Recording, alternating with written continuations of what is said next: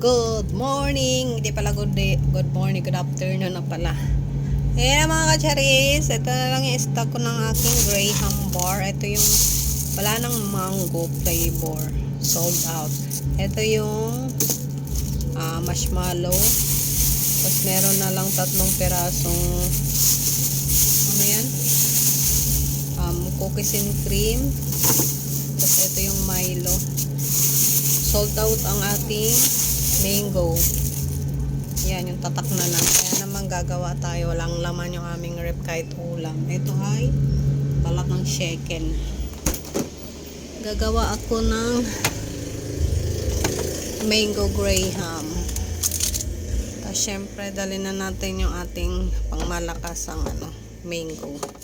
Na baka matapon. Uy, ang mahal ng mango. First mga kacharis, lagay tayo ng biskwit. Malinis na yung aking kamay, nagugas ako. Siyempre kailangan laging malinis yung ating gawa. Magilera lang tayo ng graham.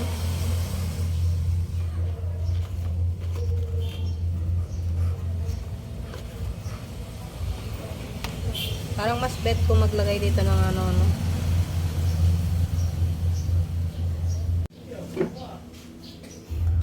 ganyan na mga kacharis, na ayos ko na. Meron pa kasi siyang space dito.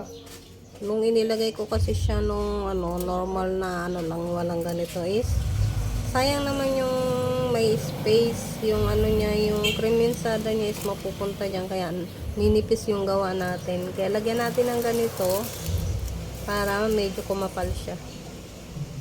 Open ko na yung cream insada.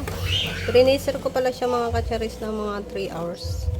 Huwag lalagpas kasi pag masyado yung priniser yung cream insada is papangit yung texture ng niya.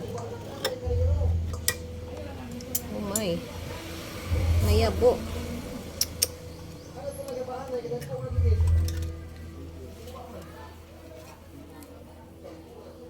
Oops, wait lang.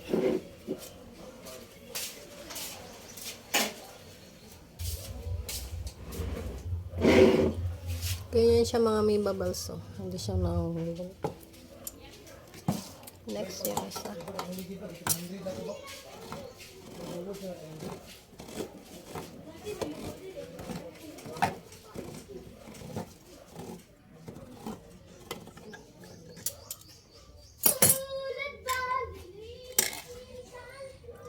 Ayan. Lagay ko na sa lahat yung ganyan. Ganyan dapat siya mga kacharis.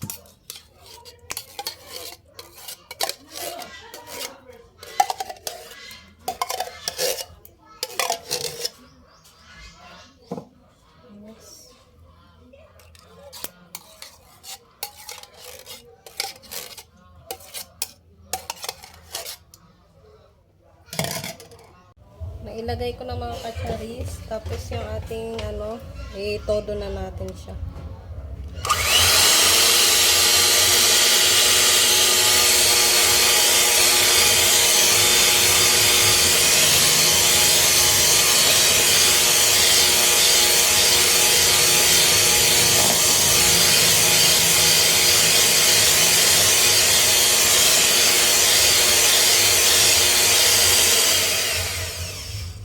Nag-timer pala ako ng 7 minutes.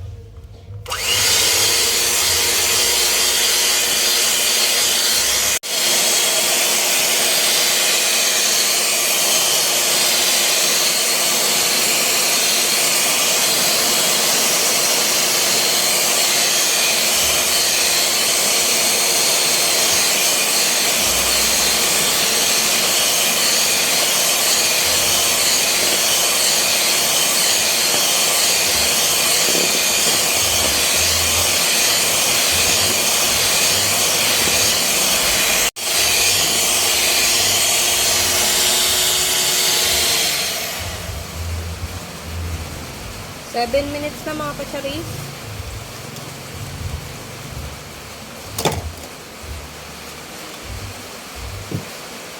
Lagay ko na itong ating dito sa graham.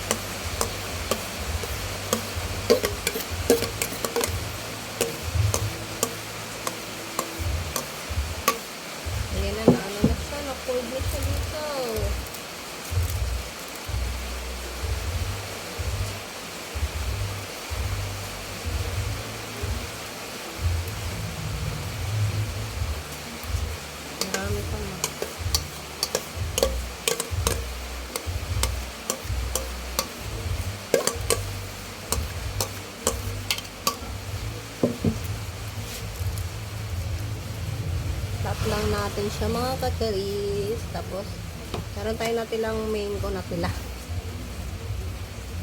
Yung ating mango.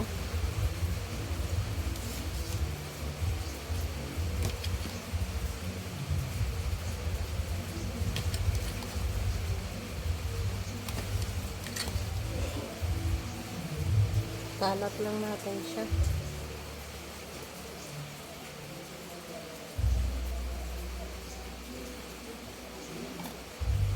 Yan ang mga kacharis. Tapos lagyan na natin siya ng ano sa taas.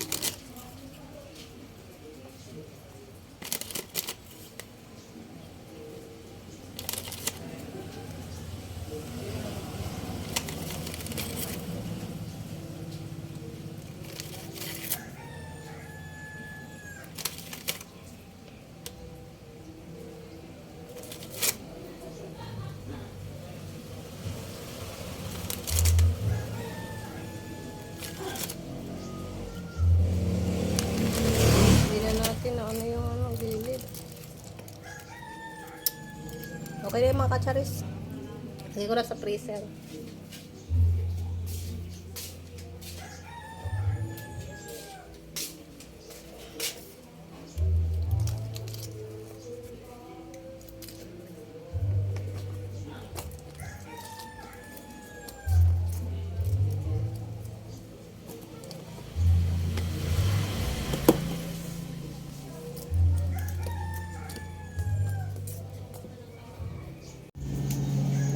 Ayan ang mga kacharis na ilagay ko na sa freezer. Tapos check ko na lang bukas ng madaling araw. Natapos ko na palang ibalot yung mango graham mga kacharis. Hindi ko lang na-videohan. Ito na lang yung natira. 1, 2, 3, 4, 5, 6, 7, 8, 9.